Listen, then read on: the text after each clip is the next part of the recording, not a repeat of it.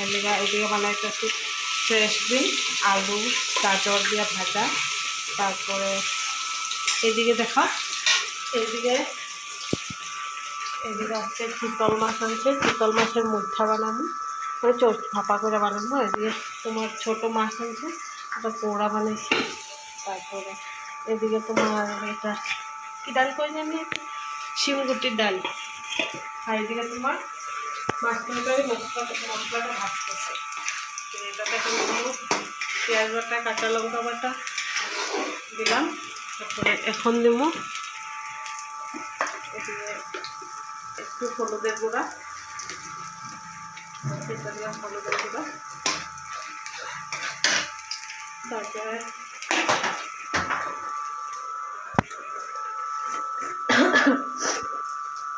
একটু কাশ্মীরি লাল গুঁড়া দিলাম, মরিচের গুঁড়া, এটা কাশ্মীরি মরিচের গুঁড়া। তারপরে আবার রান্নাটা কমপ্লিট হলে তোমাদের সাথে আসুন, ঠিক আছে বন্ধুরা?